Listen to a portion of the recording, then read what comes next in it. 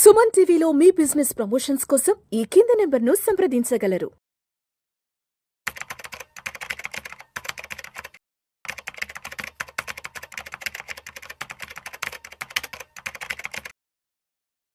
నమస్తే, నేను జీవి సత్యనారాయణ.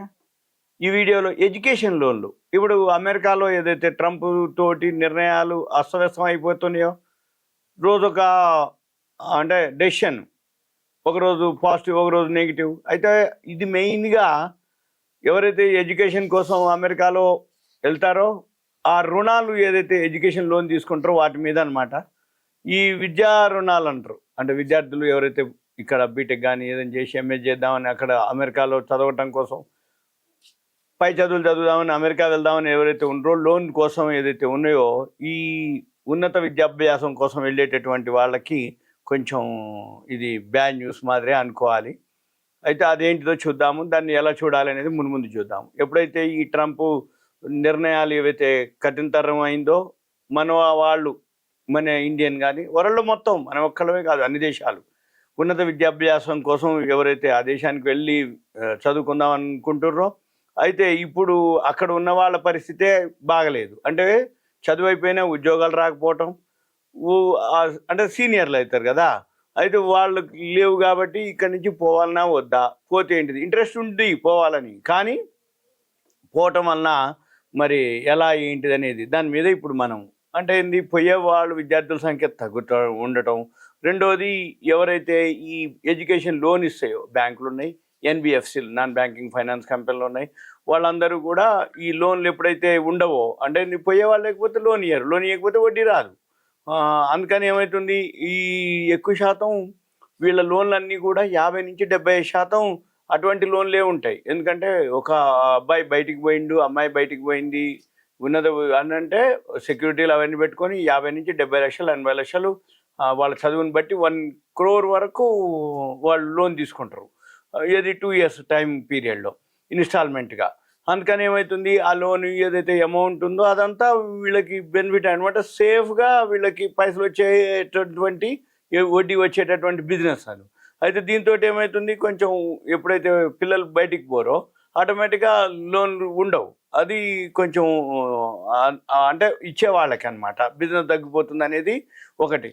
ఒకవేళ ఇంకోటి ఏంటిది, ఇప్పుడు అక్కడ ఏం జాబ్ లేకపోతే వాళ్ళు మళ్ళీ కనుక ఇండియాకి వస్తే మళ్ళీ రీపేమెంట్ కూడా కష్టంగా అయ్యే అవకాశాలు ఉంటాయి అన్నమాట. ఇవి ఇబ్బందులు ఎదుర్కొనే పరిస్థితులు ఇవన్నీ కూడా ఇప్పుడు అక్కడ ఆర్థిక సంస్థలు కూడా ఏదైతే ఈ విద్యా రుణ అంటే కఠినంగా ఉన్నాయి అనమాట. అంటే ఇప్పుడు ఏదన్నా లోన్ తీసుకోవాలంటే ఇవన్నీ ఆలోచించి వాళ్ళు రూల్స్ రెగ్యులేషన్స్ కూడా కొంచెం ఎక్కువ చేయడం జరుగుతుంది. అయితే ఏవైతే బాగా అక్కడ అమెరికాలో ఒకవేళ పోవాలని ఉండి ఇంట్రెస్ట్ ఉండి ఇవన్నీ దాటి కనుక చేసదలుచుకుంటే, అక్కడ బ్రాండెడ్ ఏవైతే ఉన్నాయో అమెరికాలో ఏదైతే ఈ సుంకాల యుద్ధంతో ఆర్థిక మాంద్యం రావచ్చు అనేది ఒక భయం. రెండోది ఏంది, అక్కడ కనుక ఉద్యోగాలు రాకపోతే వాళ్ళు మళ్ళీ కనుక ఇండియాకి వస్తే లోన్ రీపేమెంట్ లేట్ అయింది. మళ్ళీ ఒకవేళ ఇక్కడ మంచి మార్కులు తెచ్చుకొని అమెరికా పోయినాక అక్కడ ఏదైతే రుణం అంటే అక్కడికి పోయినాక వాళ్ళకి బాగా అంటే ఇక్కడ బాగా చదువుకొని అక్కడికి పోయే వాళ్ళకి ఇస్తున్నారు ప్రిఫరెన్స్. అయితే వీటితో పాటు అంటే సంప్రదాయ బ్యాంకులు అంటారు వాటిని, క్రెడిలా, అవాన్స్ ఫైనాన్షియల్ సర్వీసు, ఇన్క్రెడ్ ఫైనాన్స్, ఎన్బిఎఫ్సిలు, వాళ్ళందరి బిజినెస్ తగ్గిపోవచ్చు అనేది ఒక అన్నమాట. అయితే డాలర్కు ఇతర కరెన్సీల విలువకి కనుక చూసినట్లయితే కొంచెం మనం బెటర్గానే ఉన్నాము. అయినా కానీ తీసుకునే వాళ్ళకి కొంచెం ఆందోళనకరంగానే ఉంటుంది. అయితే ఈ అమెరికా పోయే వాళ్ళు ఇప్పుడు చాలా వరకు సగానికి సగం తగ్గిపోయింది అనేది ఇప్పుడు డేటా అనమాట. అంటే అంతకుముందుతో పోల్చుకుంటే ఇప్పుడు విద్యార్థులు ఎవరైతే దరఖాస్తు చేసుకోవడం లోన్ కోసం వాళ్ళ సంఖ్య సగానికి పడిపోయినట్టుగా ఒక లోను సంస్థ వాళ్ళు చెప్పడం జరిగింది. అయితే దీంట్లో ఓపీటీ అని ఉంటారు, ఆప్షనల్ ప్రాక్టికల్ ట్రైనింగ్ అనమాట. ఈ optional practical training OPT, stem OPT కార్యక్రమాలు గనక అక్కడ గనక నిలిపివేస్తే, ఆ నిలిపివేయటానికి ఏదైతే ఇప్పటివరకు తీసుకోలేదు అమెరికా వాళ్ళు కనుక అటువంటి నిలిపివేయటానికి చర్యలు కనుక తీసుకుంటే ఇంకా ఆ దేశానికి పోయే వాళ్ళ సంఖ్య తగ్గిపోతుంది అనేది వివరించడం జరిగింది. ఓపీటీని కనుక రద్దు చేస్తే అమెరికాలో చదువు పూర్తి అయిపోయినాక విద్యార్థులు జాబ్ పొందడం కొంచెం కష్టతరం అయింది. అందువలన ఏమవుతుంది, వాళ్ళు లోన్ రీపేమెంట్ చేయడం కష్టమైద్ది. వాళ్ళు ఇక్కడికి వచ్చినాక మళ్ళీ సెట్ అయిన దాకా లోన్లు డిఫాల్ట్ కావటం, ఇర్రెగ్యులర్ అవ్వటం, పేమెంట్ లేట్ అవ్వటం, ఇవన్నీ కొంచెం జరుగుతాయి అన్నమాట. మళ్ళీ దాంతో వడ్డీ పడుతూ ఉంటుంటుంది. ఎంత టైం డిలే అవుతున్నా కొద్దీ అంత వడ్డీ భారం పడుతుంటుంది. అయితే ఇప్పటికే లోన్ తీసుకొని వెళ్ళిపోయిన వాళ్ళు ఉన్నారు విద్యార్థులు. అక్కడ ఇప్పటికి 4-5 నెలలు అయిపోయి కూడా 4-5 నెలలు అయినా కానీ ఇంకా ఏమి రాలేదు వాళ్ళందరూ. వాళ్ళు కనుక ఉద్యోగం చేయకుండా ఇక్కడికి కనుక వచ్చేస్తే ఏం చేయాలనేది మళ్ళీ ఈ అప్పులు ఇచ్చిన వాళ్ళు కూడా ఆలోచన చేయటం, వాటిని మళ్ళీ ఆ లోన్లని టైం ఫ్రేమ్ పెంచటం, దాన్ని ఎలా చేయాలి అనేది కూడా ఆలోచిస్తుర్రు అన్నట్టు.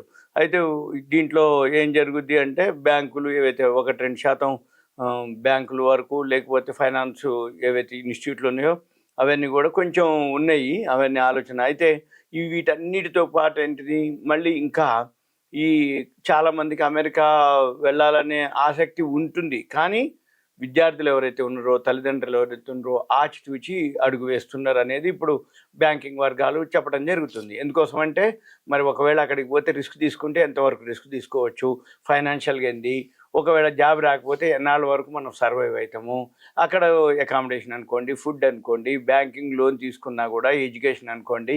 అక్కడ ఇప్పుడు అంతకుముందు పార్ట్ టైం జాబ్ చేసేవాళ్ళు మన పిల్లలు, అక్కడికి వెళ్ళి ఏది పెట్రోల్ పంపులని, సూపర్ మార్కెట్లని, హోటల్స్ అని అట్లా చేసేది. ఇప్పుడు అటువంటివి లేవు.